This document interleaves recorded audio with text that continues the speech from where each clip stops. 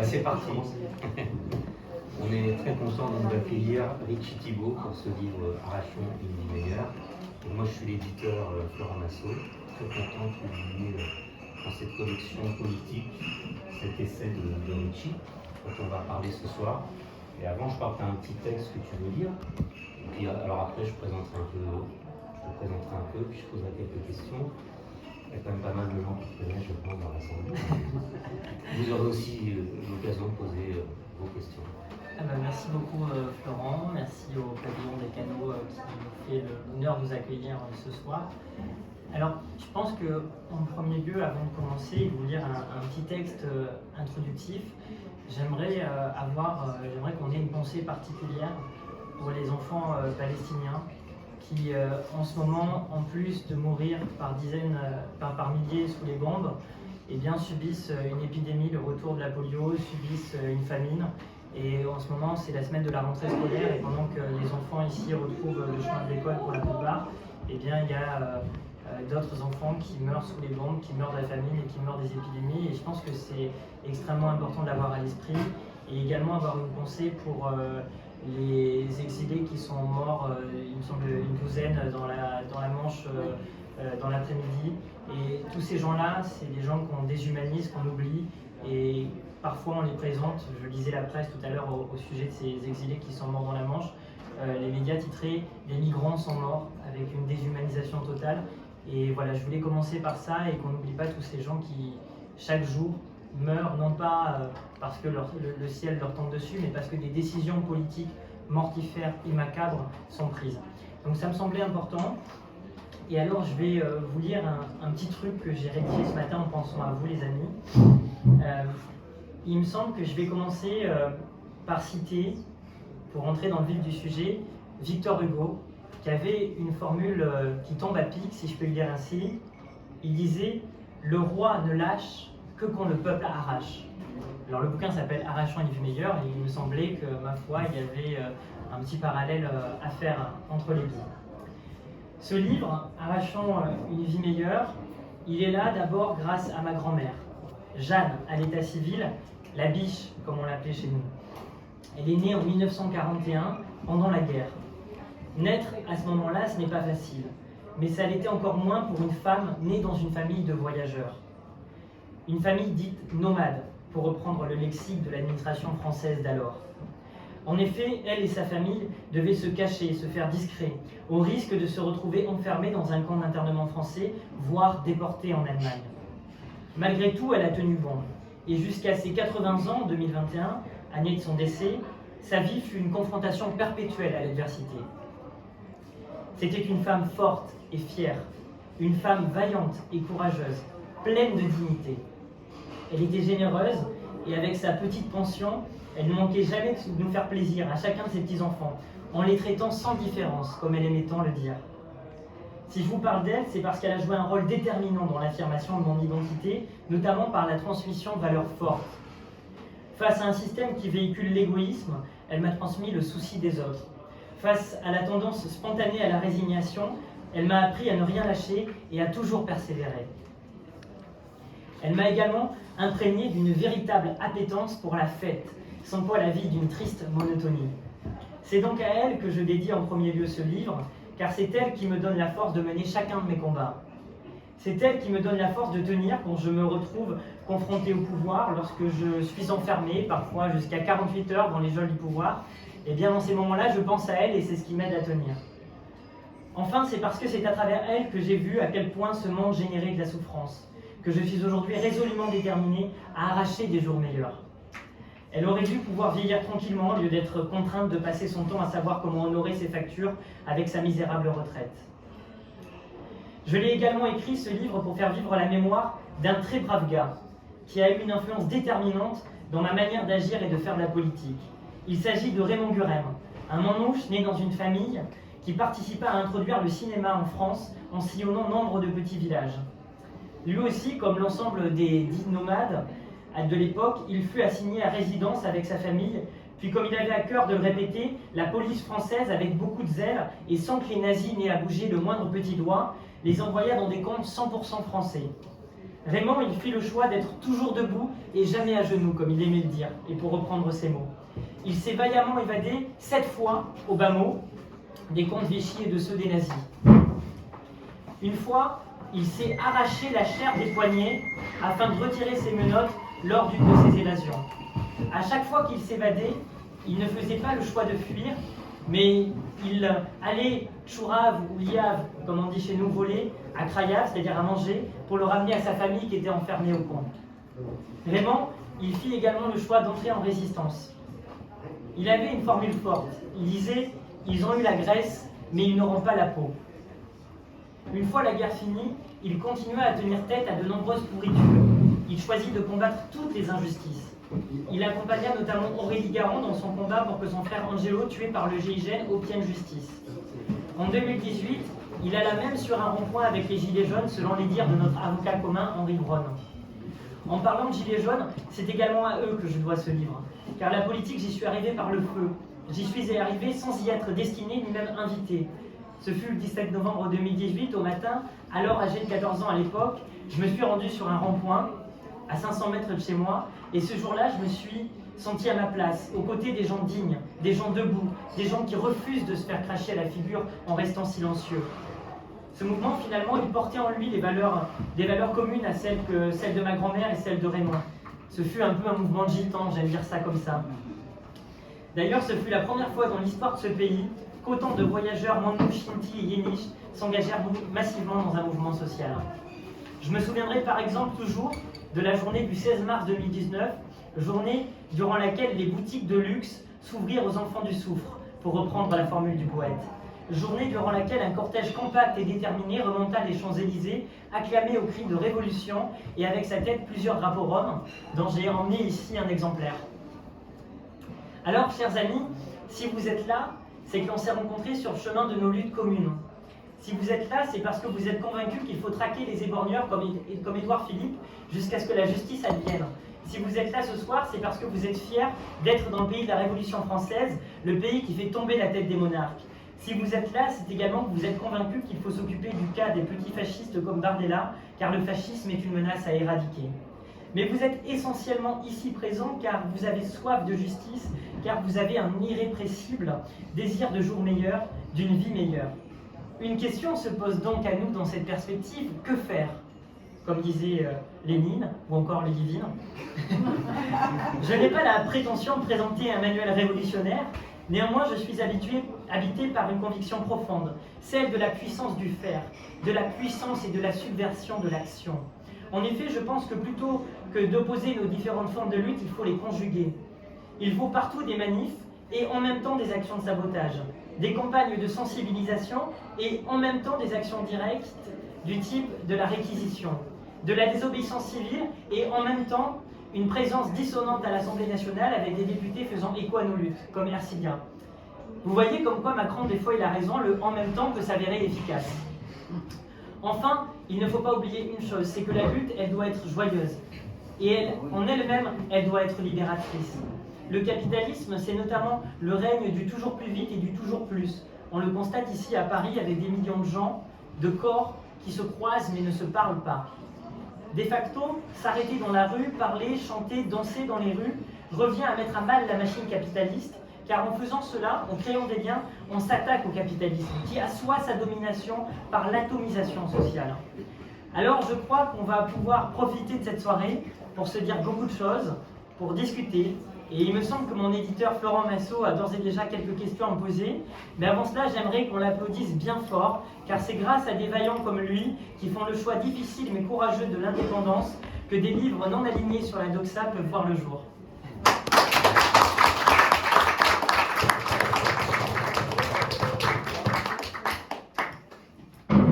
Merci Richie. Déjà, tu as répondu à la question que je voulais te poser par contre. Mais ça veut dire qu'il y aura certainement d'autres derrière. Ah bah, j'espère. On l'espère, et ce n'est que le premier d'une série. Donc peut-être juste pour te présenter, pour ceux qui te connaissent un peu moins. Donc voilà, tu es un voyageur, tu es d'origine motigale, comme tu l'as dit. Donc, comme tu en as parlé tout à l'heure, tu as commencé sur les ronds-points à 14 ans, au moment des Gilets jaunes. Et ensuite, tu as monté avec d'autres personnes donc, le PEPS pour une écologie populaire et sociale. Et en même temps, donc, tu as poursuivi des études d'histoire et tu es aujourd'hui assistant parlementaire de Madame la députée ici présente, de la 5e circonscription de Seine-et-Marne, si je ne m'abuse. Voilà. Et donc, c'est une très bonne chose. Merci d'avoir pris Richie avec vous. Et je pense que ça sera certainement très, très fructueux. Et ça permettra aussi à Richie d'avoir une forme de protection aussi dans toutes ses actions, puisque Richie, tu t'es aussi fait connaître ces derniers temps dans 2 actions, une à la fête de Luna. Tu vas nous raconter un petit peu pourquoi. C'est bientôt l'anniversaire. Donc c'est bientôt l'anniversaire. Et d'ailleurs, nous aurons le plaisir de dédicacer le livre pendant la fête de Luna, où tu feras ton grand retour, mais avec ce livre. On aurait pu l'appeler Arrachant des micros. Tu pourras nous parler un peu des 2 actions pour lesquelles tu es poursuivi, parce que donc, tu as 2 actions en justice actuellement, celle avec Bardella et celle avec Macron, donc, et les proches de Macron par rapport à la fête, c'était au salon de l'agriculture, où tu avais interpellé donc Macron. Et donc déjà, bravo pour ce beau pédigré d'avoir ces deux personnes qui sont quand même des stars dans notre politique. Je trouve que voilà, tu ne pouvais pas faire mieux en fait dans le casting. Et donc déjà comment tu vis ça? Parce que c'est vrai que à la fois on en rigole, mais ce sont des pressions, c'est du temps, c'est de l'énergie qu'il faut passer. Nous-mêmes en tant qu'éditeurs, on est poursuivis parfois en diffamation. Et je sais que voilà, ça prend du temps, de l'énergie, on ne sait jamais ce qui va se passer.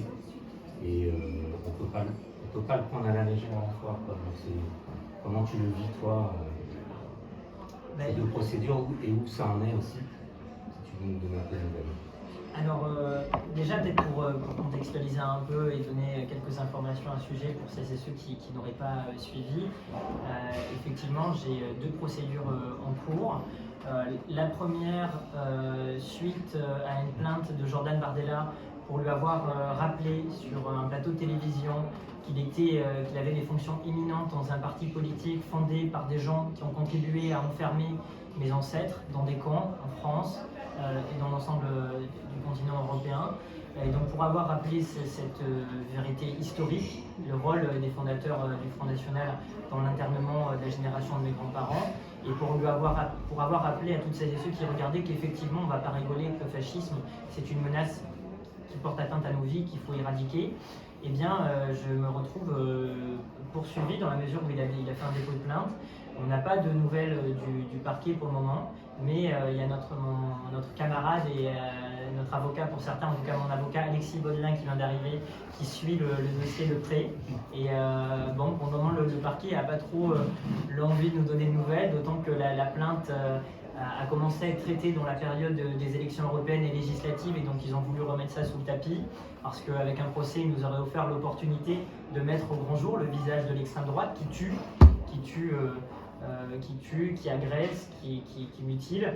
Je pense à Angela Rostache, une femme rome, tuée il y a quelques mois en Franche-Comté par un groupe de chasseurs racistes qui avait déjà tiré sur des voyageurs. Je pense à Maman Mimi, qui est une femme agent territoriale qui s'est fait agresser, qui a été victime d'une tentative d'homicide parce qu'elle a été victime du suprémacisme blanc, d'un couple qui lui a dit « sale négresse, laisse-nous notre place ». Donc c'est pour cette raison que j'ai dit à ce type-là que oui, leur idéologie, il faut la mettre en état de nuire et qu'on va le faire et qu'on va s'y appeler. Donc ça, c'est la première procédure. Et la deuxième, c'est une procédure lancée par le cabinet d'Élysée pour avoir dit au Salon d'agriculture à Macron, les borgneurs, n'oubliez jamais qu'on est dans le pays de la Révolution française, le pays qui fait tomber la tête des monarques.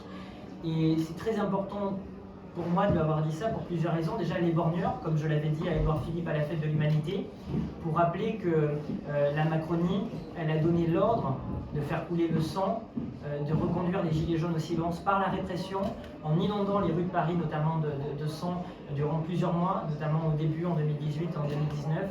Il y a eu plusieurs dizaines de personnes éborgnées, encore plus qui ont été mutilées, des milliers de blessés au bas mot durant ce mouvement. Et ça, c'est pas juste la police qui était en roue libre. Effectivement, la police est une institution qui est là de tout temps, qui a été créée pour mater, pour étouffer effectivement les luttes et les mouvements de mobilisation. Mais au-delà de ça, c'est des ordres politiques qui ont été donnés, notamment ceux de la Macronie. Et moi, j'oublierai jamais Édouard Philippe qui disait au soir du 16 mars 2019, je vous en parlais tout à l'heure à la lecture du texte, qui a limogé le préfet de police de l'époque pour le remplacer par Didier Lallemand. Le motif du renvoi de l'ex-préfet, c'était de dire qu'il n'avait pas donné l'ordre d'utiliser suffisamment le LBD. Donc en gros, de ne pas avoir suffisamment mutilé de gens. Donc Macron, je lui dis les borgneurs, ça me semblait un rappel fondamental, parce que c'est vrai que souvent les gens deviennent... il y a une forme d'amnésie, c'est-à-dire que ça s'est passé il y a bientôt 6 ans, et les gens, on a l'impression qu'ils ont déjà oublié ce qui s'est passé. Donc constamment, il faut le rappeler, il faut faire ce travail-là. Et après, lui dire, nous sommes dans le pays de la Révolution française, et le pays qui fait tomber la tête des monarques, déjà parce que la fonction qu'il occupe, la fonction présidentielle, c'est une fonction qui s'inscrit dans le sillage de la fonction monarchique, qui est dans la droite continuité, et donc il faut rappeler qu'effectivement on est très fiers, moi je suis très fier d'appartenir à une partie de ce pays, du moins aux classes populaires de ce pays, qui depuis tout temps font tomber la tête des monarques en les contraignant à l'abdication. En ce sens qu'eux qui sont au sommet du pouvoir, eh bien on les fait chuter.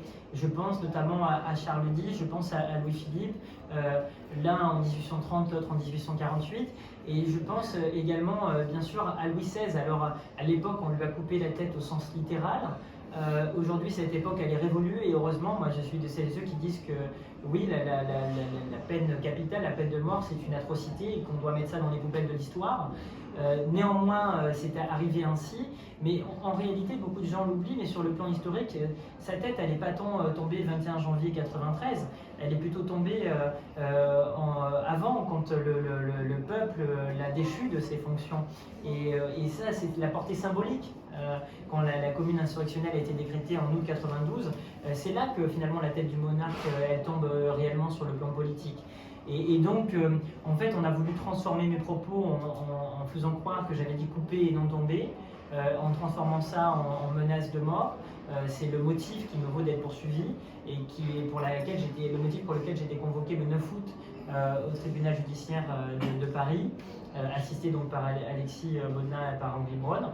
Et le parquet, nous on était prêts, on était au taquet, on avait écrit plein de trucs, on avait reçu plein de textes, le camarade historien, Ludivine, plein d'autres camarades qui voulaient témoigner, on avait des témoins, et ils nous ont annoncé un report en 2026 qui prouve bien que finalement il n'y a aucun motif de condamnation, et qu'en réalité ils ont peur que dans un tribunal on emmène une parole politique, parce qu'ils pensent avoir le monopole finalement accusatoire sur le plan politique, et nous on voulait inverser la chose, c'est-à-dire qu'on veut profiter de ce procès non pas pour que je sois jugé, mais pour faire le procès de la Macronie, pour faire le procès de Macron, et ça les dérange. Et donc en tout cas on sera encore davantage prêt en 2026, si le monarque n'est pas tombé d'ici là, on espère que si, le monarque présidentiel. On va écrire aussi dans cette perspective. Mais alors, je pense que ce qui est intéressant, c'est de dire, tu posais la question de comment tu le vis. Peut-être qu'il faut d'abord dire pourquoi je le fais. Certains diraient que c'est pour faire de la simple agitation, que finalement je suis un mec excité, qui a envie de faire du bruit.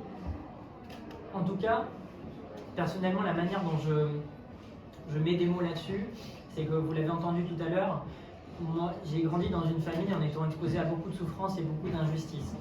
J'ai entendu ma grand-mère, mes anciens raconter beaucoup de choses, raconter l'internement, raconter le fait que dès le dernier gouvernement de la Troisième République, ils ont été assignés à résidence puis enfermés dans des camps, avant même que Vichy arrive au pouvoir.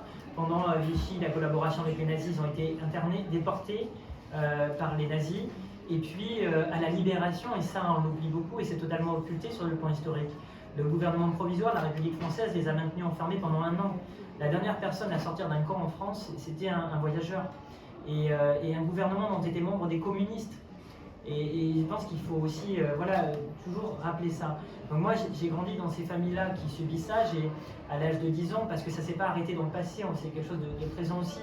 J'ai un oncle, Daniel, qui s'est fait tuer par des gendarmes de plusieurs balles dans le dos. À l'époque, c'était Valls qui était Premier ministre. Et je me souviendrai toujours du moment où il avait fait un déplacement, c'était arrivé à Biscarrosse, pour dire félicitations à ces 2 forces de l'ordre qui ont bien fait leur métier. Je me souviens aussi de la plupart de mes cousins, de mes frères qui se sont retrouvés de facto exclus de l'école parce que ce milieu était totalement inadapté, excluant, notamment pour mon grand frère qui est en situation de handicap, qui a des troubles du comportement et on vit dans une société extrêmement validiste. Je me souviens aussi de toutes ces galères sur le plan social, ces moments où on galérait beaucoup et ma grand-mère jusqu'à 80 ans, avec 400 € de pension, elle devait aller chiner, arpenter les campagnes pour toujours nourrir ses enfants et elle le faisait avec beaucoup de dignité, ses petits-enfants, on était souvent 10 à table. Et en fait, je vous raconte tout ça, non pas pour faire pleurer dans les chaumières, mais pour vous dire qu'en fait, cette souffrance-là, j'aurais pu m'apitoyer sur mon sort finalement. Et j'ai décidé de ne pas m'apitoyer, mais d'en tirer une rage profonde. Et vraiment, je le dis, moi, je combats ce monde pourri avec beaucoup de rage, beaucoup de force. Il n'y a rien qui m'arrêtera, rien du tout. Ils nous ont tellement fait souffrir, il y a tellement de gens qui souffrent au quotidien qu'aujourd'hui, moi j'en tire une colère immense. Et c'est finalement, ces injustices, je les transforme en quelque sorte en carburant pour me faire avancer sur le chemin que constitue la conquête de nos luttes, la conquête des jours meilleurs et la conquête d'une vie meilleure. Finalement, la conscience de ces oppressions, ça me permet d'avancer pour dire que le plus tôt possible, il faut y mettre fin. Parce que les souffrances que j'ai pu connaître en étant enfant, il y a des milliers, des centaines de milliers et des millions à l'échelle mondiale d'enfants qui les vivent encore. Et de manière parfois beaucoup plus atroce et beaucoup plus violente. Je parlais au début des enfants palestiniens. Et donc il faut en tirer, voilà. Moi en tout cas c'est comme ça que ça marche, il y a des gens qui n'y arrivent pas, mais moi j'en tire une vraie force. Et une défiance absolue. Et moi je me dis, ces gens-là, on ne leur doit aucun respect, ce sont des pourritures. Tous ces politiciens professionnels qui nous crachent à la figure, on ne leur doit aucune forme de considération. Et c'est la raison pour laquelle il faut mettre les termes. Et c'est la raison pour laquelle, vous savez, par exemple, Bardella, quand j'étais sur le plateau, on a beaucoup retenu la séquence où je dis que le fascisme est une menace à éradiquer. Mais en réalité, je m'étais surtout attaqué à Shannon Seban, qui était en face, qui était une sous-fifre de la Macronie, qui a été écrasée aux dernières législatives. Eh bien, je m'étais attaqué à elle parce que c'était la période de la réforme des retraites. Et je me souviendrai toujours, je lui avais dit que, en fait, et j'avais dit à l'ensemble du plateau, et je m'étais fait un peu dégager en quelque sorte, pour avoir dit que finalement, effectivement, face à un gouvernement qui condamne les gens à travailler 2 ans de plus, qui condamne les gens à crever au travail, alors qu'on sait qu'il y a beaucoup de gens qui meurent avant même l'âge de la retraite et qui ne pourront pas profiter de leurs enfants et de leurs petits-enfants, eh bien c'est un gouvernement contre lequel il faut s'insurger. Et pour avoir prononcé le terme insurrection et pour avoir dit il faut s'inscrire dans l'histoire des communards, des maquisards et des révolutionnaires, alors là, ils ont dit, mais qu'est-ce qu'ils racontent? Tu vois, dès que j'ai prononcé le mot révolutionnaire qui commençait à se poser des questions, communard, alors là ils devaient se dire mais qu'est-ce que c'est que ce truc? Et maquisard, je sais pas pourquoi, pourtant c'était pas le truc le plus hostile, ils se sont mis à s'insurger et ils m'ont dégagé. Et en fait je pense que moi c'est une des manières que je pense qu'il faut militer à notre sauce, c'est-à-dire qu'il y a des gens, ils n'arrivent pas du tout à parler en public et ils sont beaucoup plus productifs en termes d'entraide. Ils arrivent à organiser des collectifs, des actions en étant... Moi j'arrive à le faire en essayant de parler, en essayant de gueuler et parfois ça marche à ce qui paraît et donc je le fais ainsi et je vais continuer. Et il y a une dimension cathartique aussi qui est un peu égoïste, c'est-à-dire que moi, mettre ces mots-là, exprimer cette colère et pouvoir mettre des mots sur les souffrances des gens, ça me fait du bien. Ça me fait du bien parce qu'on l'extériorise. Et il faut le faire. C'est-à-dire qu'à chaque fois à la télévision, dans les médias, dans l'espace public, à l'Assemblée nationale, on les entend toujours répéter les mêmes discours, les mêmes éléments de langage, parler de la même manière, avec un ton monotone, où les émotions n'ont pas leur place. Et je pense qu'il faut casser ça, tu vois. Et je pense qu'il faut être authentique, sincère dans notre manière de faire de la politique. Et il faut faire de la politique différemment. Bon, je pars un peu dans tous les sens et mon propos n'est pas structuré, mais j'aimerais... voilà, c'est pour ça que je me suis dit qu'il faut parfois écrire. Mais en parlant d'émotion et de manière de faire de la politique, moi, une des raisons pour lesquelles je suis très fier de travailler avec Garcilia, c'est sa manière justement de parler différemment, de ne pas être dans une politicienne, de ne pas être dans les codes et dans les clous conventionnels de la politique. Et notamment, il y a quelque chose qui me touche beaucoup chez elle, c'est la place de son rire. Et vous savez, il y a les fachos, il y a des milliers de haters qui l'attaquent et qui la harcèlent de manière très misogyne. Et depuis que je travaille avec elle, je me suis dit, mais en fait, le rire, c'est quelque chose d'éminemment politique. Et la manière dont ils veulent silencier le rire, notamment des femmes, ça en dit long. Et donc moi, je pense qu'on ne doit pas se taire. Et face à leurs codes et à leurs mœurs bourgeois, on doit être tel que l'on est, tu vois. Alors eux, ils vont tels qu'ils sont chez McDo, nous, on y va partout ailleurs, et on s'impose. Mais alors du coup, effectivement, c'est des frais, c'est beaucoup de temps. Mais je pense qu'on pourrait se dire là aussi, bon, finalement, c'est la merde, j'arrête de lutter, j'ai des procès. Non, déjà, il y a l'entraide. Et moi, je vous remercie toutes et tous ici parce qu'il y a des gens qui fournissent un travail intellectuel pour aider au procès. Il y en a d'autres qui ont un peu de thunes et qui, du coup, participent. Il y en a d'autres qui ont un coin à prêter et qui, donc, nous invitent pour faire des réunions. Il y a des camarades avocats militants qui donnent de leur temps. Et c'est pas facile parce qu'il faut aussi qu'ils réussissent à vivre et qui nous aident. Donc, déjà, il y a ce volet de l'entraide. Et puis, sur le plan politique, en réalité, il y a ce que je disais tout à l'heure, c'est qu'on inverse l'accusation. Et c'est qu'à la place, finalement, de subir, on se lève et on les fait subir à eux. Et croyez-moi, pour eux, notamment pour le parquet, c'est atroce d'entendre cette parole politique, d'entendre ces témoignages. Nous, au procès qu'on va avoir en 2026, on va faire citer Jérôme Rodriguez, notamment, et d'autres personnes éborgnées, pour les faire entendre, ces gens-là, qui n'ont pas de procès d'ailleurs, parce que moi, on me convoque, c'est le 9 août, quelques mois à peine après l'affaire, mais il y en a, ils se sont fait éborgner il y a 5 ans, ils n'ont toujours pas justice. Et donc nous, on va les emmener dans les palais de justice. On va faire citer également notre camarade Christophe Détinger pour montrer un peu le deux poids de mesure entre cette justice qui condamne de manière sévère alors qu'elle fait preuve d'une grande mensuétude, notamment pour les policiers. Et donc emmener la parole politique dans les tribunaux, c'est extrêmement important. Donc voilà pour ta première question. C'est une belle tribune, en fait, les tribunaux. C'est vrai, il faut en profiter. C'est pas facile, mais quand on a la force d'en faire une tribune, ça peut être intéressant. Mais alors justement, toi, tu as été beaucoup en garde à vue aussi. Et le principe de la garde à vue aujourd'hui, c'est de contourner aussi la justice, puisque finalement, tu as été mis dans des cellules sans que cela passe par la justice. C'est sur simple décision de policiers. Et bon, c'est vrai que tu parlais de Détinger, tu parlais de Rodriguez qui ont vécu aussi ce genre de harcèlement. Comment tu me disais en fait que tu avais été habitué tout petit à la présence policière et que du coup tu avais développé un mental aussi dans ces moments de garde à vue qui te permettait justement de tenir. Ben, déjà, c'est vrai que sur la présence policière, souvent il y a des camarades, même ici présents, qui me disent mais Richie, pourquoi t'as pas peur? En Roumanie, on dit t'as pas de trash, t'as pas peur des flics et des policiers. Et il y a beaucoup de curiosité et d'étonnement. Et au début, je savais pas trop quoi répondre. Tu vois, non, c'est pas que je suis courageux, pas plus que vous. C'est juste qu'en fait, dès le plus jeune âge, j'ai été confronté à la police. Et c'est vrai que chez les voyageurs, par exemple, il y a un traitement différencié. C'est que quand il y a une perquisition chez des gens lambda, entre guillemets, on vous emmène les services de police. Par contre, tout de suite, quand il y a une perquisition chez des voyageurs, on emmène le RAID, le GIGN. Et ça cause beaucoup de morts. Je parlais du frère Aurélie Garand qui a été tué comme ça par une unité du GIGN. Et donc, moi, très jeune, j'ai vu ces unités-là, parfois à 3-4 ans, débarquer avec hélicoptères, des moyens surdimensionnés, ça t'affichait devant tout le voisinage, et qui venaient pour des instructions judiciaires parfois anecdotiques. Et il y avait des moyens disproportionnés. Et c'est vrai que quand tu es confronté à ça, en étant enfant, en étant jeune, ça te fait pas du tout peur, quoi. Après, tu te dis, au contraire, il y a une rage, il y a une défiance absolue contre cette institution, parce que tu sais que c'est les méchants. C'est-à-dire que dès le plus jeune âge, contrairement à beaucoup de gens à qui on dit oui, c'est ceux qui te protègent, toi, tu es conscient que c'est ceux qui tuent les tiens. Et donc déjà, ça change le rapport. Ça, c'est la première chose. Ensuite, sur les gardes à vue, moi, je te remercie d'en parler parce que, en fait, les procès, c'est pas le plus compliqué. Il y a des potes qui t'accompagnent, tu es dans un tribunal, etc. Enfin, à part les comparutions immédiates.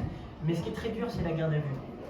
Et moi, je suis arrivé en région parisienne, notamment, je venais de Gironde, d'un coin qui s'appelle Sainte-Foy-la-Grande, la ville où a grandi Élisée Reclus, grand penseur de l'anarchie. On essaie souvent de réduire à un grand géographe qu'il était, et c'est le cas, mais notamment il a innové en termes de géographie sociale en donnant une dimension humaine à la géographie, non pas en faisant une science abstraite, mais c'est aussi un grand penseur d'anarchie. Et donc j'ai grandi là-bas, et en fait je me suis dit, il faut absolument que je vienne à Paris pour intensifier mon engagement dans les luttes. Il y avait ce truc qui brûlait en moi de me dire, il faut aller là-bas au cœur de l'action, les défier encore plus. Et du coup, j'ai pris l'arrivée à la fac comme prétexte et comme excuse pour avoir une piole chez le Crous parce que c'était difficile sans thune de venir à Paris. Et donc c'est ce que j'ai fait. Et dès que je suis arrivé, que j'ai été en manif, très vite, les services de police de renseignement m'ont fiché de manière active, notamment celui du renseignement de la préfecture de police de Paris. Et tout est sourcé, hein. Malheureusement on ne peut pas avoir d'informations officielles, mais je vais vous raconter un peu tout ça. Et donc très vite, là je crois que j'en suis à 8 gardes à vue, et quasiment, en même pas 2 ans, voilà, 8 gardes à vue. Alors j'ai eu participation à un groupement armé, participation à un groupement en vue de commettre des violences, organisation de manifestations non organisées, organisation de manifestations interdites le 14 juillet alors que ça célèbre une émeute, appel à l'émeute, il y a eu rébellion, il y a eu donc menace de mort avec Macron, bref, tout un catalogue, et elles ont toutes été classées sans suite. Hormis celle qui donne lieu, qui a duré 48 heures et qui donne lieu au procès contre Macron, mais on gagnera. Mais donc elles ont toutes été classées sans suite, ce qui montre qu'il y a une dimension arbitraire. Et effectivement, c'est des gardes à vue bâillons.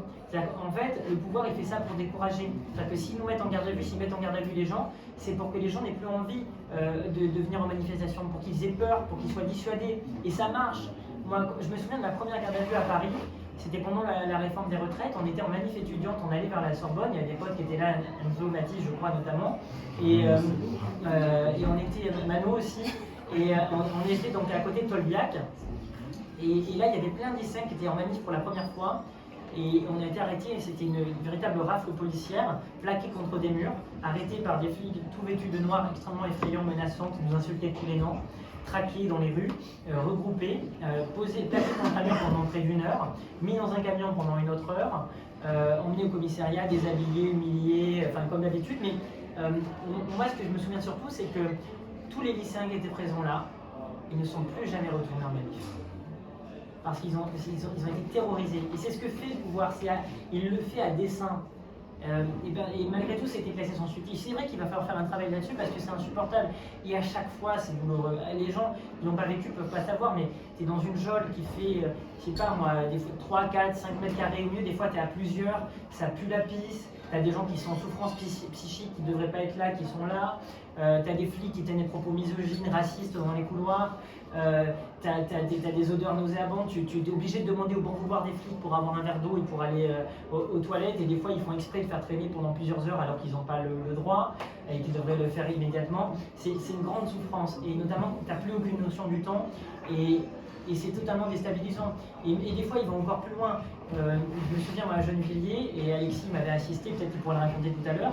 La procédure est que je leur donne mes codes de téléphone parce que je suis vigilant à chaque fois et j'ai besoin de mon téléphone pour le niveau professionnel. Je fais en sorte qu'il n'y ait rien de compromettant à l'intérieur. Je leur donne mon téléphone, donc normalement ils ne peuvent pas le garder quand tu leur donnes.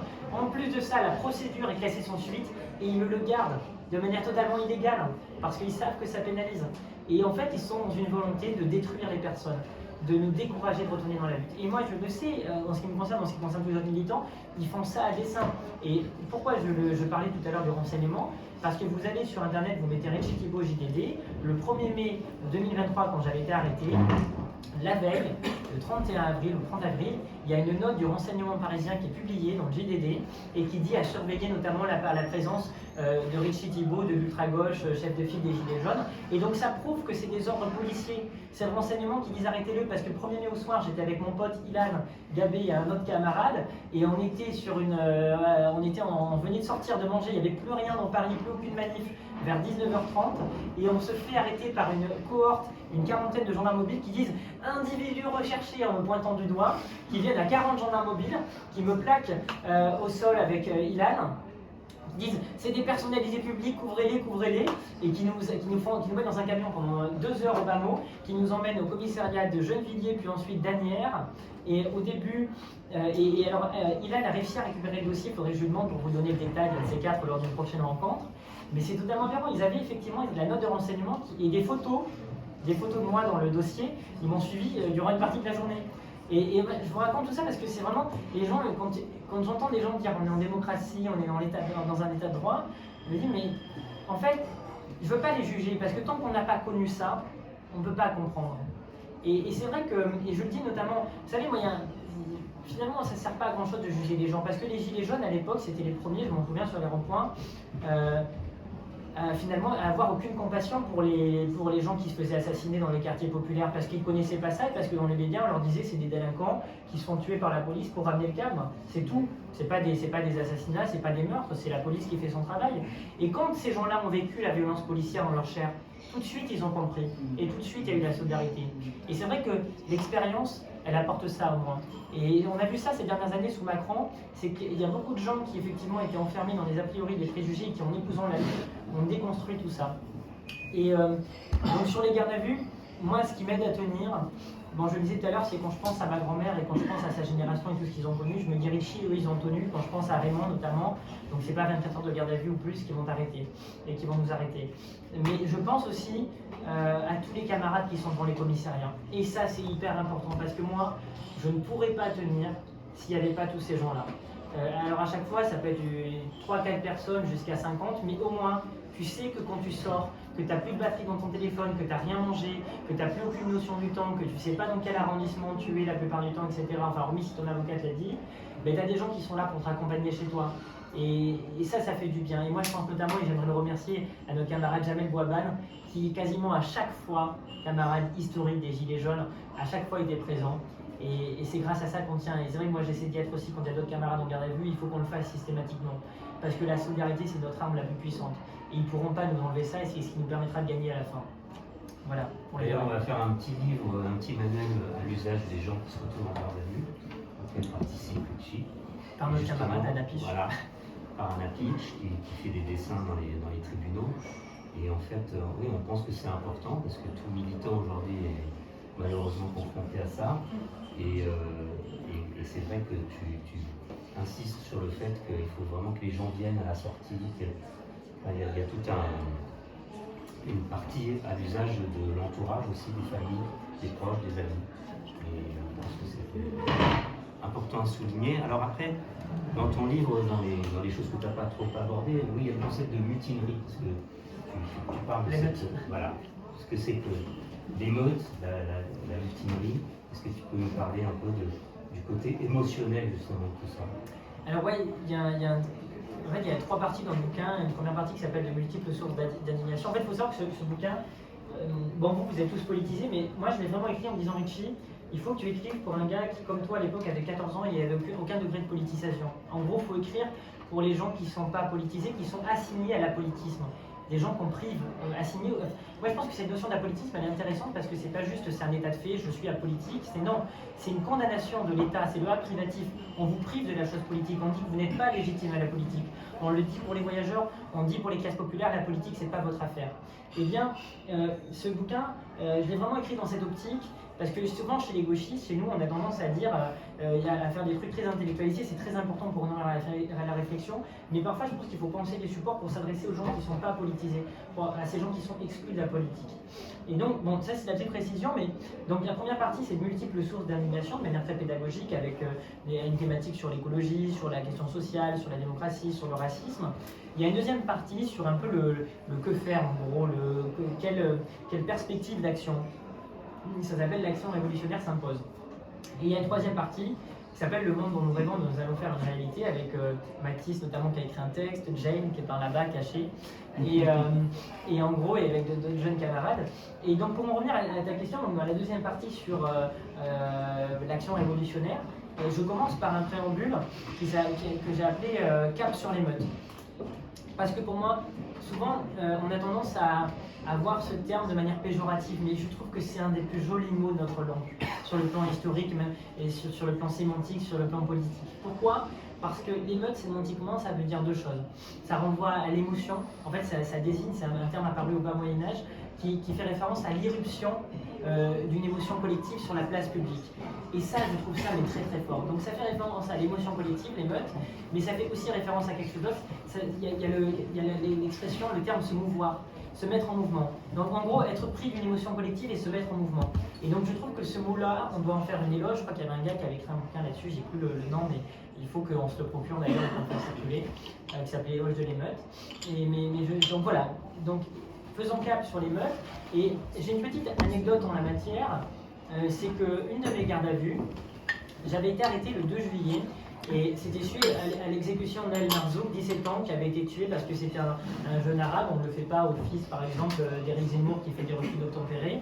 C'est le racisme systémique et institutionnel. À 17 ans, exécuté froidement. Et en fait, à ce moment-là, je m'en souviens, il y a eu ce qu'on a appelé les émeutes dans les quartiers populaires, mais le changement par rapport à 2005, il y a une véritable maturité politique. Merci beaucoup Florent. C'est tous ces jeunes qui, de toute la France, et on était avec eux aussi, qui sont venus de Nantes. Je m'en souviens, j'étais dans un camion de flics à la fin avec un jeune qui avait fait le déplacement depuis Nantes, qui se sont dit, les gars, vous savez, Kerry James, que j'aime beaucoup, il dit dans un truc qui s'appelle, une de ses chansons qui s'appelle Quand c'était amer, il dit nos émeutes se déroulent bien trop loin de l'Elysée. Et bien tous ces jeunes, ils se sont dit, contrairement à 2005, il faut qu'on aille sur les Champs-Élysées. Et moi j'ai trouvé ça très très fort de dire on va aller dans les quartiers bourgeois, on va aller là où il y a le pouvoir pour exprimer notre colère. Et donc, bien sûr, les renseignements étaient terrorisés. Il y a eu un dispositif mais colossal, monstrueux. Il y avait des contrôles toutes les minutes et des contrôles au faciès raciste. Dès que tu avais une tête de noir et d'arabe, tu étais arrêté. Et bon, pour ma part, j'ai été arrêté notamment par comme j'étais fiché. Une quinzaine de fois, j'avais mis des vidéos à chaque fois tout du long avec Enzo qui m'avait aidé notamment. Et à la fin, les gens avaient peur de se rassembler. Et donc, avec ma grande gueule, je me mets à gueuler et à dire bon, mais maintenant, oui, effectivement, il faut s'insurger face à ce qui s'est passé. Et l'émotion, elle est de guise, l'émeute, elle a lieu d'être. Et donc, pour ce fait, j'ai une vingtaine de flics qui arrivent vers moi et qui me disent monsieur Thibault, vous êtes arrêté pour appel à l'émeute. Donc, appel à l'émeute sur les Champs-Élysées le 2 juillet. Et alors là, c'est une grande histoire.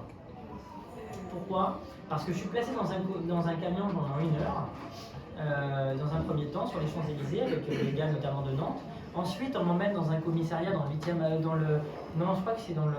J'ai plus l'arrondissement, dans le 9e, je crois. Je passe 5 heures dans un camion de police enfermé. Et à la fin, l'OPJ vient me chercher en pleine nuit, en me disant, non mais finalement, le motif, il n'est pas sérieux, donc vous allez sortir. Donc, on me prive 5 heures de liberté, je signe aucun PV, il n'y a plus aucune trace de cette procédure. Impossible de lancer une quelconque procédure abusive, parce que on t'enferme 5 heures, on t'arrête pour soi-disant appel à l'émeute, sans aucun justificatif. Donc totalement aberrant. Mais du coup, pourquoi je disais ça? Parce que justement, le terme émeute, il prend tout son sens en la matière. Moi, je leur ai dit, allez-y, poursuivez-moi pour appel à l'émeute, parce qu'effectivement, dans ce genre de circonstances, quand on assassine quelqu'un, l'émeute, c'est le minimum syndical. S'émouvoir et se mettre en mouvement, c'est le minimum syndical. Donc oui, l'action toujours et encore. Vous savez, souvent, il y a certains de nos camarades trotskistes, pour les plus dogmatiques d'entre eux, il y en a beaucoup qui ne sont pas dogmatiques et qui ont évolué et qui maintenant se dirigent vers l'écosocialisme. Mais il y en a d'autres qui souvent me disent non mais Richie, tu n'es qu'un... Attends, comment ils disent? Non, je te l'avais dit l'autre jour en parlant de notre camarade révolutionnaire qui se retrouvait toujours en prison. C'est un mouvementiste. Comment? T'es un mouvementiste. Non, celui qui se retrouvait toujours, ça m'échappe. Blanqui. Il dit souvent, Richie, tu es un blanquiste. Et donc je leur dis, en vrai de vrai, si vous prenez ça comme une insulte, pour ma part, je ne le prends pas comme tel. Et ils me disent que là-dedans, il y a un manque de stratégie. Bon, écoutez, moi je pense qu'effectivement, il faut une stratégie, il faut un cap clair en politique. Mais je pense aussi que pour tout un tas de gens, ça fait du bien de faire des actions, ne serait-ce que pour se dire que, en fait, le grand soir, il n'a pas lieu tous les 4 matins. Le parti d'avant-garde, on ne crée pas non plus tous les 4 matins. Donc on choisit l'une ou l'autre stratégie, dans tous les cas, ça ne va pas arriver tout de suite. Donc en attendant, moi je suis de ceux qui ressentent le besoin de faire des choses. Alors je ne le fais pas peut-être dans une perspective stratégique, mais je le fais parce que ça nous fait du bien de faire entendre d'autres voix que les leurs, d'autres voix que les dominants. Et juste pour ça, on a le mérite de le faire. Et je pense que d'ailleurs, on en parlera tout à l'heure, il faut qu'on organise un petit truc pour les jours qui viennent, une petite surprise pour le monarque. On en parlera pour les gens intéressés. Voilà. J'en dis pas plus ici, mais non, l'action toujours et encore. Alors, avant de passer aux questions, oui, je voulais que tu parles aussi de PEPS, parce que c'est un mouvement, il y a plusieurs personnes ici présentes et qui t'est cher et qui mènent donc l'écologie sociale. Et c'est vrai que nous, on a vécu souvent dans les années passées, l'écologie d'un côté, le social de l'autre. Et puis c'est vrai que depuis maintenant quelques années, tout ça se rejoint. Et donc c'est vraiment très important effectivement de faire se croiser les deux. Est-ce que tu peux nous parler de ce mouvement que tu soutiens et auquel tu as participé à la création? Non, j'ai même la fastidieuse mission d'être le porte-parole. Non, mais alors c'est vrai que depuis les Gilets jaunes, moi j'étais souvent dans une perspective d'action individuelle et j'ai beaucoup réfléchi. Je me suis dit, Richie, c'est impératif d'agir de manière collective pour donner de la force à tout ça. Il y a une véritable complémentarité dans une organisation démocratique horizontale. Et j'ai beaucoup réfléchi. J'ai beaucoup réfléchi parce qu'on m'a approché de part et d'autre et je me suis dit deux choses. Je me suis dit d'une part, ce mouvement pour une écologie populaire et sociale, il est né lors de l'Assemblée des Assemblées à Saint-Nazaire. Il s'est constitué là-bas et pour moi ça faisait sens que de rejoindre un mouvement qui est né pendant les Gilets jaunes parce que politiquement moi aussi je suis né des Gilets jaunes. Et il a été constitué par beaucoup de Gilets jaunes et par beaucoup d'écologistes qui ont fait une jonction à ce moment-là. Et donc déjà ça m'a enthousiasmé, ça m'a donné du peps quoi, comme on dit. Et ensuite, je trouvais qu'il y avait quelque chose de novateur, c'est-à-dire que ça changeait des courants politiques dominants à l'extrême gauche et à l'ultra gauche auxquels on est habitué. La gauche radicale, je préfère reprendre ça plutôt que les termes de pouvoir en réalité. Gauche radicale au sens où on prend les problèmes à la racine. Et donc là, il y avait quelque chose de novateur, notamment autour effectivement de la question d'écologie sociale, théorisée par Muriel Bookchin notamment. Et ça m'a beaucoup parlé parce que moi, je suis convaincu, comme nous tous ici, je pense que le capitalisme est responsable à la fois de la catastrophe écologique et des catastrophes sociales, dans la mesure où le capitalisme maltraite les corps et détruit la planète. Donc le bourreau est le même, et c'est en abattant ce bourreau qu'adviendront des jours meilleurs sur le plan écologique et social. Donc lier l'écologie et la question sociale, ça me paraissait extrêmement important. Ensuite, sur les notions d'écologie de libération notamment, de dire, et en ce moment je suis en train de commencer à écrire là-dessus, de dire que l'écologie ça libère. Parce que souvent, on a tendance à dire que l'écologie c'est quelque chose de punitif parce qu'effectivement c'est la vision biaisée véhiculée par le pouvoir, notamment lors de la taxe carbone, ce qui a mis le feu aux poudres durant les Gilets jaunes. Le pouvoir salit l'écologie à travers des mesures punitives sur le plan fiscal qui n'ont rien à voir avec l'écologie.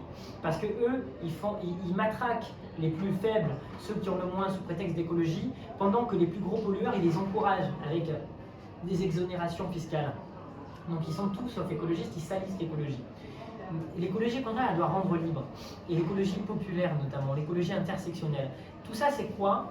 Ça me concerne directement en tant que voyageur. Vous savez, les voyageurs, et c'est pour ça que j'ai décidé de m'engager férocement sur la question de l'écologie, et notamment chez PEPS, eh bien, les PEPS, on dit quoi chez PEPS? On dit que les premières victimes de l'écologie, c'est pas les petits bobos qui font pipi sous la douche dans leurs appartements parisiens et bourgeois. Non, les premières victimes de l'écologie, ce sont les personnes racisées, notamment qui ont subi, les peuples colonisés qui ont subi les armes chimiques au Vietnam, notamment avec l'agent orange.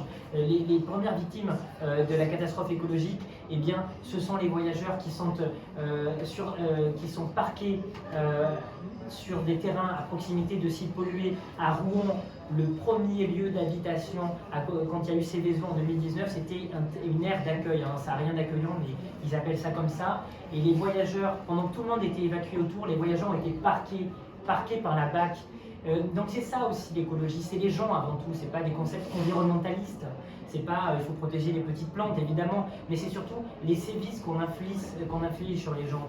C'est aussi ça l'écologie, et du coup, moi ça faisait sens en tant que voyageur que de rejoindre ce mouvement et de dénoncer notamment le racisme environnemental, le fait que les personnes racisées dans les quartiers populaires, ils sont parqués autour d'autoroutes, les voyageurs à côté de sites pollués, de déchetteries, de cimetières.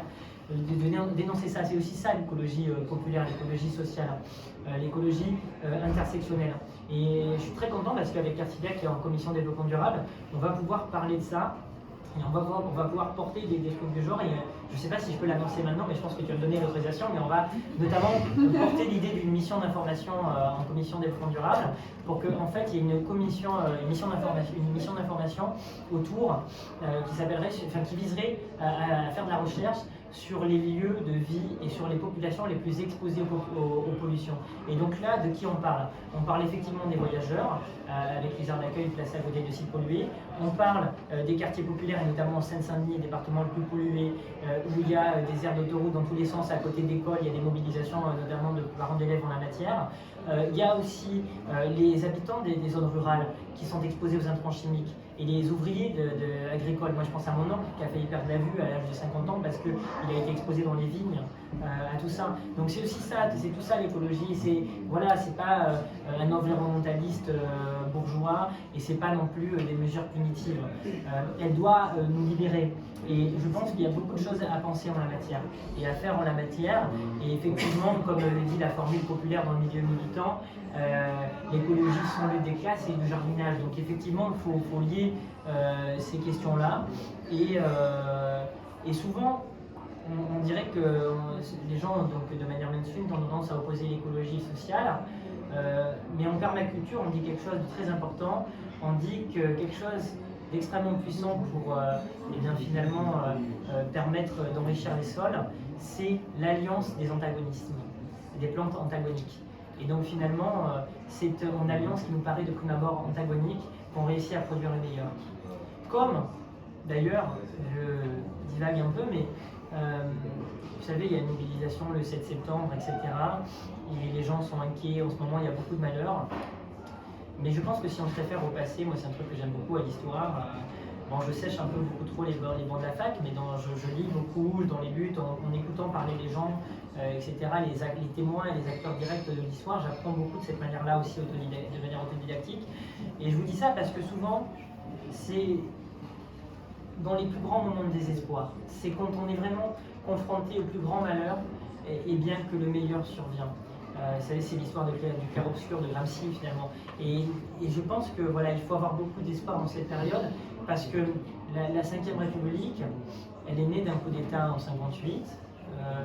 Et là, avec le nouveau coup d'État de Macron, elle peut aussi mourir de cette manière-là. Ce serait une fin assez logique. Donc voilà, face au pire, il y a beaucoup d'espoir. Merci.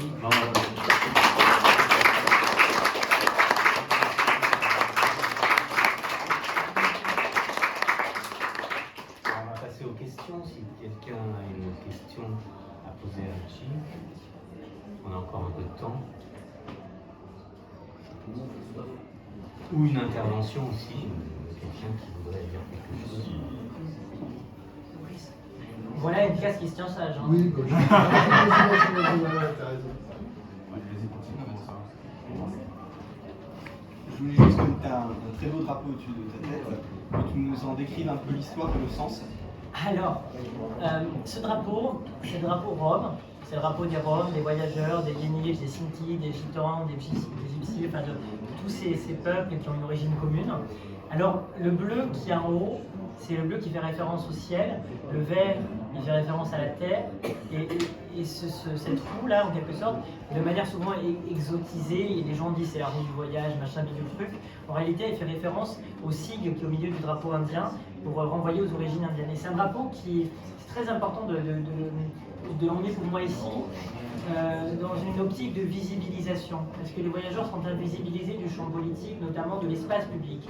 Et moi, mes parents m'ont toujours dit, Richie, ne pénave, c'est un ne dis jamais que t'es voyageur, parce que ça va t'attirer des problèmes. Il disait ça pour me protéger.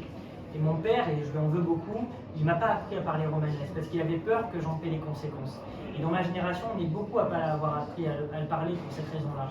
Et donc aujourd'hui, il doit y avoir cette réappropriation. Il faut qu'on ouvre des écoles partout de romanesque, il faut qu'on travaille à ça, il faut qu'on se réapproprie tout ça. Et donc pour moi, la visibilisation, c'est très important. Et je pense que les voyageurs mèneront des luttes d'émancipation en puisant dans ce qui a déjà été fait dans les autres minorités opprimées. Et je pense notamment à la communauté queer, à la question de la fierté et des drapeaux et de la visibilité. Et je pense qu'on a beaucoup de trucs à puiser en la matière. Et notamment en Allemagne, sur le modèle de la Gay Pride, il y a des Romani Pride qui se font. Et je trouve que, honnêtement, c'est un outil extrêmement pertinent pour se visibiliser et pour apparaître là où ils ne veulent pas nous voir. Et moi, je me souviendrai toujours de Hervé Marseille, sénateur raciste de l'UDI, enfin un petit groupuscule d'extrême droite du genre, qui avait dit oui, les filles transforment l'Assemblée en camp de gitans. Je me souviens encore de Facho sur Twitter qui disait au moment des législatives, bientôt l'Assemblée nationale, ça va être un camp de gitans.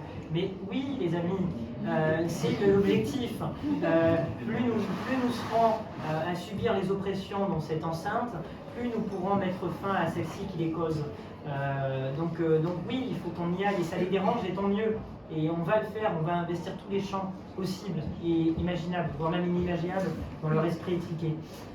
Ce drapeau, il a été conçu, élaboré en 1971, si je ne vous dis pas de bêtises, au premier congrès Rome à Londres, en 71, 72, 73, en gros, au début des années 70, à Londres. Premier congrès Rome international où était présent Matteo Maximoff, un grand écrivain Rome. Et c'était une démarche très importante. C'est vrai que ça ne s'est pas refait, mais il faudrait qu'il y ait de telles initiatives à nouveau. Parce qu'effectivement, faire en sorte que les gens s'apitoient sur notre sort, agir sur le volet moral, c'est important, mais ce n'est pas suffisant. Le plus important, c'est l'organisation politique. C'est-à-dire que si on veut se faire entendre, il faut mettre de la pression, il faut s'organiser, et on le fera par le rapport de force. C'est la seule manière de s'émanciper. Voilà. Alors, oui, Alexis, tu as dit qu'il était, enfin, je comprends là, de ta réponse qu'il était aussi important de s'investir dans tous les champs. Je sais également que ta pensée est essentiellement guidée par l'anarchie. Est-ce que tu penses que le champ de la démocratie représentative est aussi un champ à investir et dans quel objectif? Merci Alexis pour cette très pertinente question. Déjà, je pense que démocratie représentative, j'ai toujours pensé que c'était un oxymore. Parce que c'est à mon sens, aujourd'hui, il y a souvent l'expression on va voter, mais en réalité, voter, c'est pas décider. Effectivement, on va voter pour élire des gens qui vont voter à notre place et qui vont décider à notre place, qui vont soi-disant nous représenter. Donc déjà, dans un truc qui se veut représentatif, la démocratie, elle n'existe pas. Ça, c'est la première chose. Donc ce régime-là, il est tout sauf démocratique. La démocratie, c'est le pouvoir aux gens. Les gens décident sur eux-mêmes. C'est pas le cas aujourd'hui. Donc ça, c'est un but de dire que nous ne sommes pas dans une démocratie. Tu vois, ça c'est pour moi effectivement le. Et moi, je pense qu'on n'a rien à attendre de ce système. Et je le dirai toujours, ce n'est pas en allant voter aux élections que vous allez changer vos vies. Il ne faut pas mentir aux gens en la matière. C'est pas parce que vous allez voter que vous allez changer la vie des gens. Ça, c'est les mensonges du Parti Socialiste. Et il ne faudrait pas, non pas que, mais en grande partie, la formule « ça va changer la vie », c'est quand même voilà, leur truc. Donc non, ça, il faut établir la vérité. Et moi, je ne changerai pas de ligne en la matière et j'y verrai et vous y verrez pour moi. Par contre, moi, je disais tout à l'heure, il faut faire du bruit partout. Et à quel point je suis fier de voir des gens foutre le bordel, bordéliser l'Assemblée nationale pour faire entendre d'autres voix. À quel point j'ai été fier de voir Rachel Keké, femme de chambre, arriver à l'Assemblée nationale. Des camarades brandir le drapeau palestinien dans cet hémicycle. Donc effectivement, ça ne va pas changer la vie que d'être là-bas. Par contre, dans une perspective d'agitation politique, visant à nourrir les luttes de rue et à se faire écho au sein du Parlement des luttes qui se passent dans la rue, en ce sens, il peut y avoir une certaine pertinence. Mais moi, par exemple, typiquement, tu vois, si il m'arriverait de me présenter à une telle échéance, d'arriver à un tel mandat, je dirais de facto que ce ne sera pas pour changer la vie des gens, que ça n'a pas de sens. Par contre, en quoi ça peut être utile? Dans des parlementaires, tu peux aller visiter les lieux de rétention de liberté. Tu peux aller les déranger à n'importe quel moment pour aller soutenir des camarades qui sont en danger dans des CRA notamment ou dans des commissariats. Tu peux poser autant de questions écrites que tu veux au gouvernement pour les emmerder, pour leur demander de se justifier. Tu peux faire tous ces trucs-là qui en fait vont pas changer la vie des gens, mais qui vont te permettre de relayer et de faire écho à la voix de certaines personnes. Et c'est-à-dire qu'en fait, je veux dire, si on reste les mains dans les poches, comme ça, à se balader, et qu'on se dit bon, mais on va attendre la révolution, et qu'on ne fait rien en attendant, les gars, si vous avez envie de rien faire, restez chez vous. Mais par contre, en attendant, pendant l'organisation de cette démarche et de cette perspective révolutionnaire, il y en a qui veulent faire des trucs, qui pourraient d'ailleurs accélérer et nourrir ce cheminement révolutionnaire. Et je pense, je le disais tout à l'heure, on a toujours tendance, notamment, et moi ce qui m'insupporte, c'est que, effectivement, moi je suis très proche de l'anarchie. Je me dirai jamais anarchiste parce que je trouve ça prétentieux. C'est un idéal à atteindre. Et ceux qui se le disent en sont très loin en réalité, parce que c'est plein de prétentions. Par contre, c'est un idéal théorique à atteindre, dans lequel il faut puiser. Et souvent, il y a des anarchistes qui deviennent dogmatiques. Et l'anarchie, ça a été pensé comme le contraire du dogme. Et quand on revient dans le dogme et qu'on dit il ne faut pas faire ci, il ne faut pas faire là, on n'est plus anarchiste. Par contre, d'ailleurs, Élysée Reclus s'est présenté à plusieurs fois à des échéances électorales pour faire de la propagande, tu vois, pas pour dire voilà, je vais améliorer vos vies. Donc, ce que je voulais dire, c'est encore une fois, c'est l'histoire de la conjugaison. Plutôt qu'opposer et à passer notre temps à nous taper dessus, et à gauche, on fait toujours ça. Les bourgeois, eux, ils défendent leurs intérêts de classe par tous les outils nécessaires. Ils ne sont pas Bolloré et Arnaud, ils ne sont pas d'accord sur tout, mais par contre, ils défendent leurs intérêts de classe et de race. Nous, on a intérêt à faire de même, et on a intérêt à se servir de tous les outils possibles en la matière. En ayant, et là où je suis d'accord avec toi Alexis, où j'appuie, c'est qu'il ne faut pas mentir aux gens. Il faut avoir un minimum d'honnêteté intellectuelle et pas leur dire si vous allez mettre un bulletin dans une urne tous les 5 ans, ça va être le meilleur des mondes. Voilà. Je ne sais pas si j'ai répondu. C'est satisfaisant comme réponse? C'était ce que j'avais. En tout cas, sur la couverture, il y a plusieurs drapeaux avec plusieurs couleurs. Voilà. Et j'ai l'impression qu'il y a quand Le même- noir, le rouge, le jaune. C'est articulé. Yessa. Bonsoir. Tu as tendu la perche tout à l'heure, tu as parlé des classes qui étaient sages. Et du coup, en France, c'est vrai, tu avais 14 ans à l'époque. Et en quelques mots, on n'en discute pas, parce qu'on ne l'a pas évoqué ensemble en tout cas. Comment toi tu as vécu alors tu étais au lycée? Je crois que j'étais en 3e encore. En 3e, donc tu étais collégien. Comment est-ce que toi tu as vécu l'interpellation des 150 lycéens à Mantes-la-Jolie, donc à l'hiver 2018, donc juste après la naissance du mouvement des Gilets jaunes? Comment tu l'as... Alors déjà, on va commencer par un salut du travail que tu as pu faire, Yessa, parce que Yessa, c'est une militante décoloniale infatigable qui a participé à initier le collectif des familles du Montois, si je ne dis pas de bêtises, et qui s'est fondé justement, qui s'est constitué à la suite de cette scène terrifiante, humiliante, extrêmement grave. Si tu veux, moi, ces images-là, j'avais 14 ans à l'époque, aucune notion de compréhension politique parce que je venais d'arriver à la politique par le feu, comme tu le dis si joliment à chaque fois. J'aime bien reprendre cette formule depuis. Et du coup, c'est vrai que j'avais vu les gens sur Facebook à l'époque, les images n'étaient pas trop censurées, mais on voyait des yeux exploser, on voyait des crânes ouverts de papy de mamie, je me souviens toujours d'une scène des mamies mamie de 80 ans plus qui s'était fait tabasser sur les Champs-Élysées. J'avais vu ces images-là de lycéens, c'était quasiment une centaine, non c'est ça? Voilà, donc très très nombreux, plusieurs dizaines, mis à genoux, et les flics qui les chantent en disant tiens voilà une classe qui se tient sage. Et moi l'effet que ça a procuré, c'est, je le disais tout à l'heure au début avant que vous arriviez, c'est que toutes ces images-là, elles ont généré une rage profonde chez moi. Plutôt que de dire oui c'est une honte, c'est un scandale, effectivement, je me suis dit c'est vraiment des crapules et des ordures, ils n'ont aucune limite. Et face à ça, la priorité, ça doit être de s'auto-organiser pour être en capacité de se défendre. Parce qu'ils maltraitent vos enfants, ils maltraitent les plus jeunes, ils maltraitent les anciens, ils maltraitent tout le monde, et on ne peut pas compter sur la police. Enfin, si c'est elle-même qui exécute ces maltraitances, qui en est l'actrice, donc il faut qu'on soit en capacité de se défendre. Pour moi, c'est la réaction qui est la mienne. Et aussi, ce qui m'a beaucoup marqué pendant ces images-là, c'est que cette séquence de ces enfants qui sont mis à terre, ces lycéens, elle survient au même moment de la répression des Gilets jaunes, et il y a cette compréhension mutuelle et réciproque, cette appréhension qui commence à se faire. Et ça, j'ai trouvé ça très beau parce que ça donne beaucoup d'espoir. Ça veut dire que le système capitaliste, il a tout fait, ces pseudo-républicains, ils ont tout fait pour nous diviser, pour dire finalement les bofs et les barbares, ils sont faits pour s'entretuer et pas pour se parler. Et finalement, le bénéfice, en quelque sorte, si je peux le dire ainsi, c'est un peu cynique, de cette répression commune qu'on a subie dans la séquence, c'est que les gens ont recommencé à se parler, à se comprendre. Et en subissant ces mêmes violences, il y en a qui les subissaient de manière beaucoup plus tragique et beaucoup plus longue depuis beaucoup plus longtemps, eh bien, il y a eu un cheminement commun qui a eu lieu. Donc voilà, je ne sais pas si je vais répondre également, mais j'en ai pensé. Mano, Non, en vrai, camarade de peuple révolté. comme toi. Non, en vrai, je voulais juste intervenir. C'était pour la note sur le préfet, notamment avant, c'était Delpech, qui était notamment aussi préfet sur la loi travail.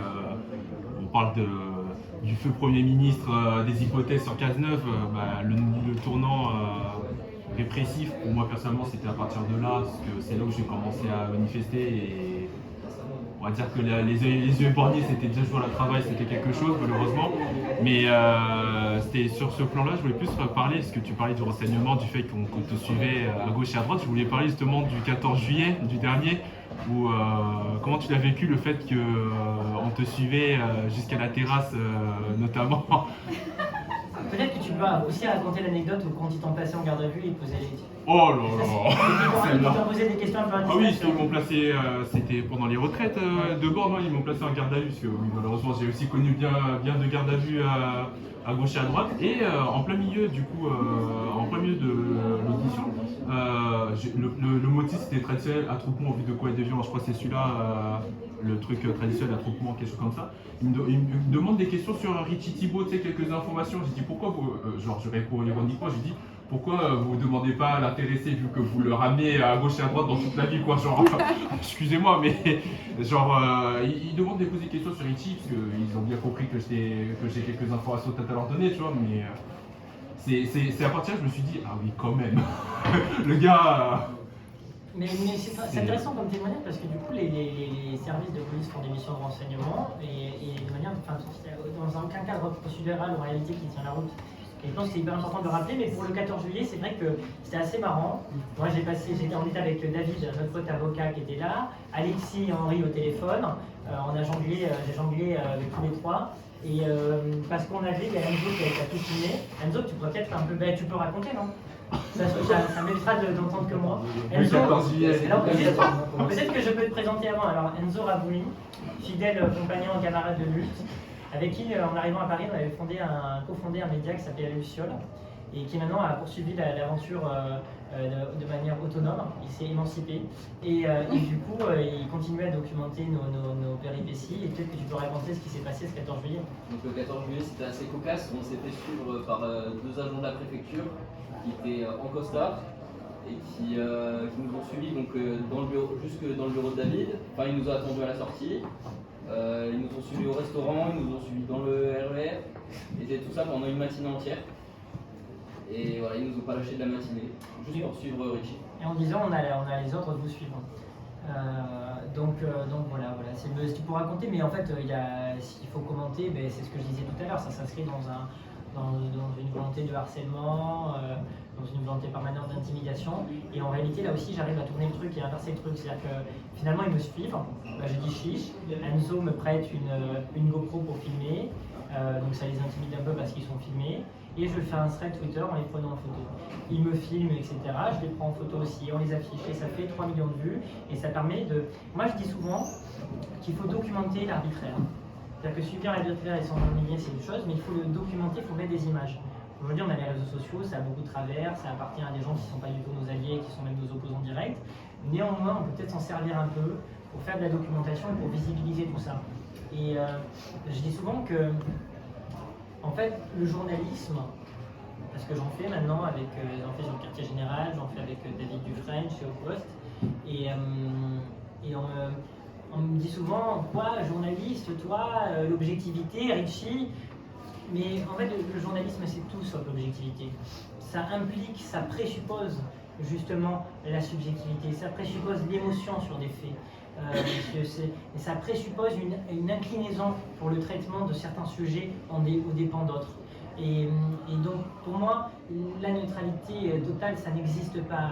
L'objectivité axiologique qu'ils veulent nous vendre dans les facultés, c'est de la foutaise. Et dans les médias aussi. Et donc, il faut justement, les médias dominants, CNews, ils ont une propagande raciste, BFM, ils ont une propagande raciste et libérale. Et donc, nous, il faut notre propre propagande, tu vois. Là aussi, c'est pas un terme qui est forcément péjoratif, hein. On a tendance à le percevoir comme ça, mais faire écho à nos idées en quelque sorte. Et donc, il faut se saisir, il faut faire un maximum de haut-parleurs partout, il faut fabriquer, il faut concevoir.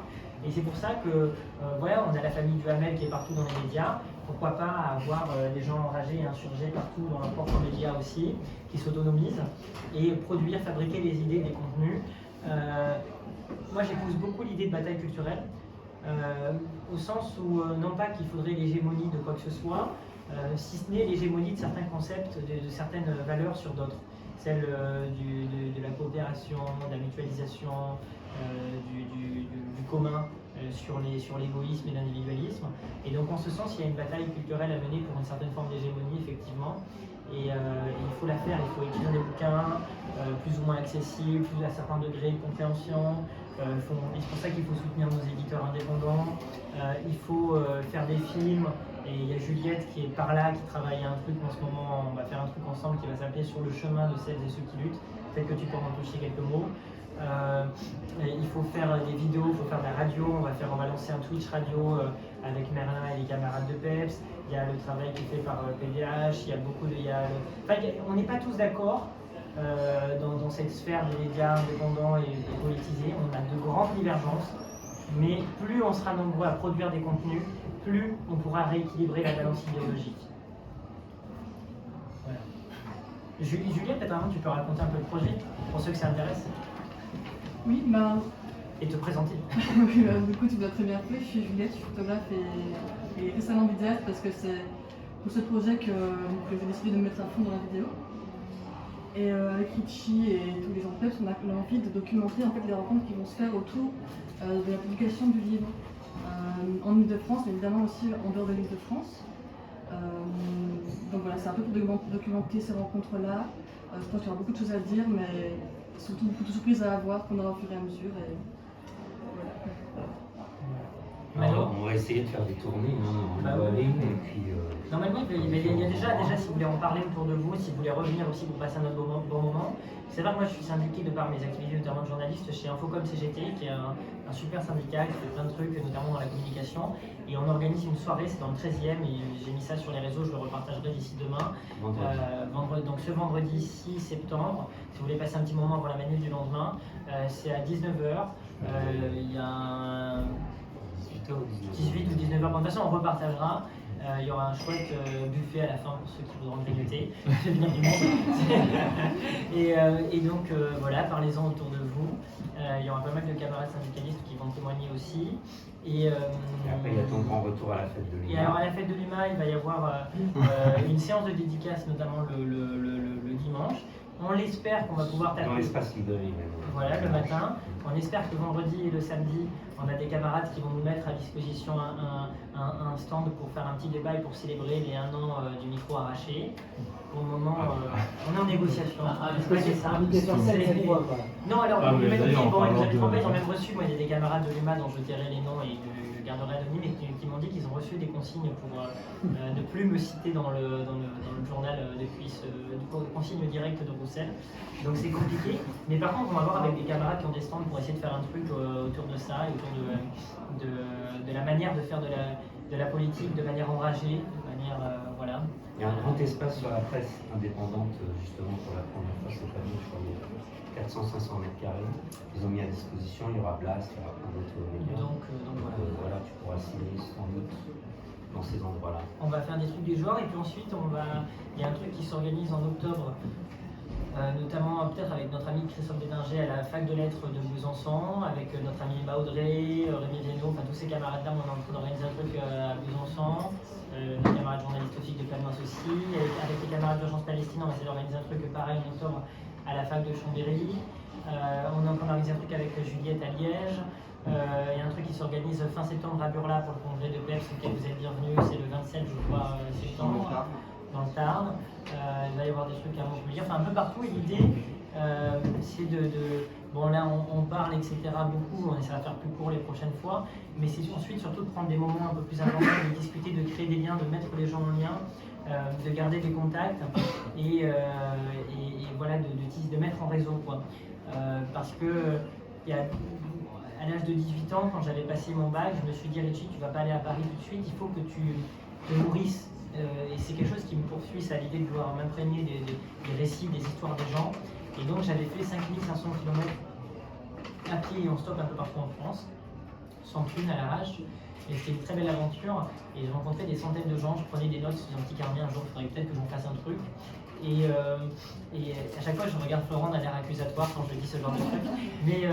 Mais alors, du coup, je me dis qu'il faudrait peut-être poursuivre ça et aller voir les gens avec qui j'avais pris des contacts et qu'on fasse plein de trucs. Enfin, je pense que les liens, le réseau, c'est une de nos grosses carences, tu vois, le manque de capacité, par exemple, à se retrouver à tel endroit rapidement. C'est un truc qu'il faut qu'on travaille. De manière, il faut aussi qu'on arrive à se débarrasser de l'emprise dans nos luttes des réseaux sociaux et des outils numériques. Il faut qu'on soit en capacité de se voir dans des lieux concrets, réels, de pouvoir retrouver des camarades rapidement, de pouvoir se mobiliser devant un commissariat. Il faut vraiment, ce travail d'organisation, il est hyper important et il est fondamental. Parce que je pense que se dire, on va attendre les mobilisations, on va y aller de manière punchy, assez fun, etc., c'est bien, mais c'est pas suffisant. Il faut qu'on profite des laps de temps où il se passe moins de choses pour tirer un bilan critique de ce qui des mobilisations passées, des gilets jaunes pour ne pas reproduire, par exemple, les mêmes écueils. Voilà. Ben, tu crois ça qu'on dans a la assez... joie, parce que tu La joie, la fête, insistes toujours. Ben, oui. sur la fin de ton livre, sur l'aspect festif et joyeux, malgré toutes les difficultés, il faut qu'on arrive à garder cette... Totalement. Mais parce qu'en fait, ce qui fait la fête, c'est le truc qui nous fait, je pense, la plupart du temps tenir. Moi, je pense, et combien de fois on en fait ici, notamment chez Fabrice et Bial, je tiens à remercier amplement, qui nous accueillent pour faire plein de petites fêtes, et vous y serez les bienvenus peut-être. Tu sais, le mec qui les invite chez eux. Mais c'est la mutualisation des biens. Hein. Il y a des gens dans la vie qui ont des concepts et des principes et qui ne les mettent pas en pratique. Et puis il y en a d'autres qui sont cohérents. Et donc, ceci étant posé, la fête, pourquoi? Parce que moi, je l'ai vu avec ma grand-mère, la biche, ce qui l'aidait à tenir dans toute cette souffrance à la fin de sa vie. Elle était quand même diabétique, 3 piqûres d'insuline par jour, problème cardiaque, beaucoup d'anxiété à cause de tous les problèmes, beaucoup de souffrance. Et elle n'arrêtait jamais de faire la fête. Dès qu'elle avait un moyen, un prétexte de faire la fête, elle le faisait. Et notamment, en fait, elle est décédée quelques jours seulement après mon anniversaire. Le dernier moment où on l'a vue avant d'aller d'être hospitalisée et de partir, c'était pour mon anniversaire, l'anniversaire de mes 17 ans. Et elle n'a jamais arrêté de faire la fête et ça lui faisait du bien, ça nous faisait du bien. Et je trouve que c'est en soi, dans cette période d'atomisation sociale, un acte révolutionnaire. Et donc voilà, festoyons. Et on va finir sur ce bon